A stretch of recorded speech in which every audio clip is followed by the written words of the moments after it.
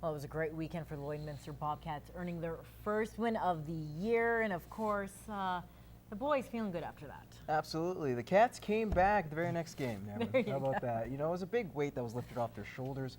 Of course, with last year's poor start in September, and of course losing their first 2 games this year, the win on Saturday was a big boost for the club.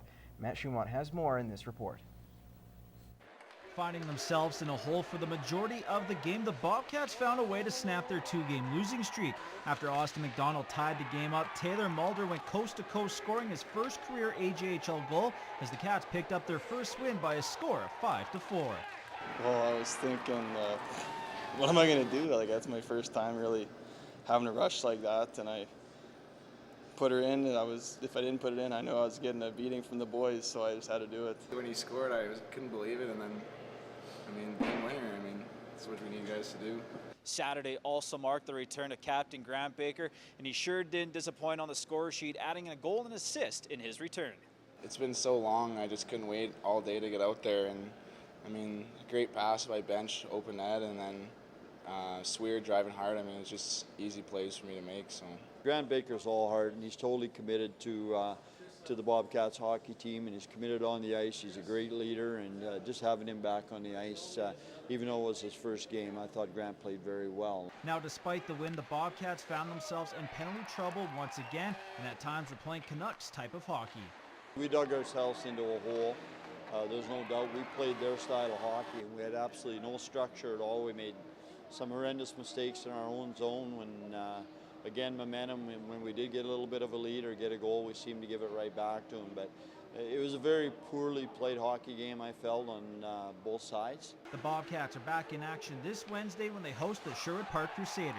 Matt Schumont, Newcap Sports. Well, definitely a great result for the Bobcats. Now, could the same be said for the Pontiacs? Yesterday, the Calgary Canucks made the trip to Bonnyville, to the RJ Lalonde. The Ponts got off to a fantastic start, leading 2-0 in the second. Canucks can't clear their zone. Alex Smith with the hustle, streaking to the net, untouched. That's just some poor defending. Home side, the benefactors, it's 3-0. A little later in the frame, Steen Pashnuk throwing a couple rights with William Nicholas. Now, after a few blows, Pashnuk would get the takedown and the win, much to the delight of the crowd. The fans will like this as well. Tommy Bars from behind the net. Wyatt Noski, the initial shot blocked, but he's right in front for the tip-in. 4-0 through 40 minutes. The Ponts continue the onslaught of goals. Spencer Fu skates out in front of 3 Canucks and goes roof daddy on Colin Cooper, Fu's second of the game, 5-0. Now 2.5 minutes after that, Bars would make it 6-0 with his second goal of the young campaign. Shortly after that, Joseph Tambasco would increase their lead to a touchdown. Nucks do get one back, but that's all she wrote. 7-1 is the final. Fu had 3 points for Bonnyville, while the others picked up 2 points, or 6 others picked up 2 points for the W. Josh Erickson, fairly easy time in net, stopping 22 of 23 shots. The coach impressed with his team and how they responded from Friday's loss. We knew that we needed to come out with a heck of a lot better prepared start, and we felt that it was our start in our last game that allowed us not to have the success that we wanted, and today was all about focus and preparation, and we felt that that's a great response. From what we've been working on in practices, this is definitely a good thing for us, and it's just a good relief for us. Only the 4th game of the season, so we just got to build off this and keep going.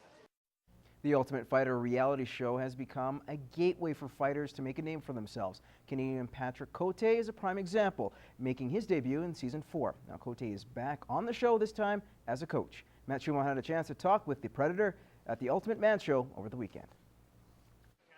UFC veteran Patrick Cote last appeared in the Octagon back in March, winning in his welterweight debut. Since then, he's been behind the microphone calling fights for the UFC. I'm like the French Joe Rogan. That's my role. I'm the color analyst, and it's pretty good. And I'm working as a sport broadcaster in Montreal for TVA Sport, for a big TV sport channel over there. So it's good. Cote was supposed to fight this weekend at UFC 165 in Toronto. However, he was asked to coach next year's Ultimate Fighter Canada versus Australia. Gracious when presented this opportunity, Cote says he knows exactly what kind of fighters he wants to coach. Fighters that are open mind.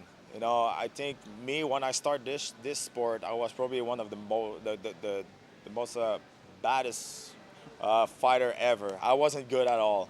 But, I wanted to do that, and I kept my mind open. I took every advice from everybody, and I think that's why I was able to move forward faster than maybe other guys. They had maybe more talent than me, but they were just, close in mind.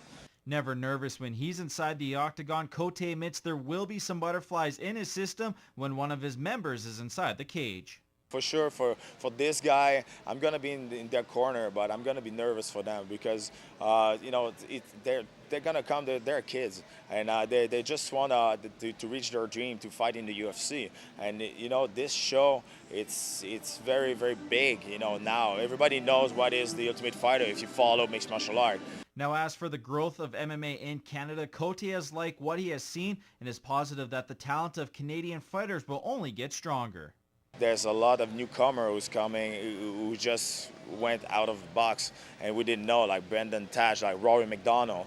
It's important to have, some guys that are gonna take our place because after us, because we're not gonna fight until 50 years old. We need some people, some Canadian young bucks that are gonna take our place and just continue to have a good reputation in Canada about mixed martial art. Matt Schumont, Newcap Sports.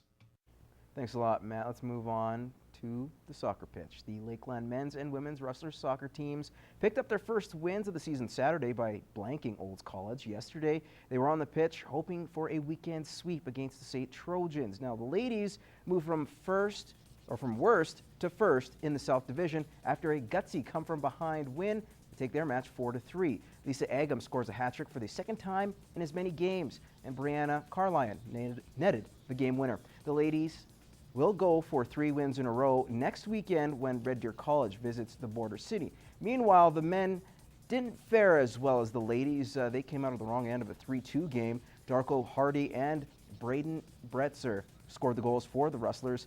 They go back at it and try to get in the win column against Red Deer.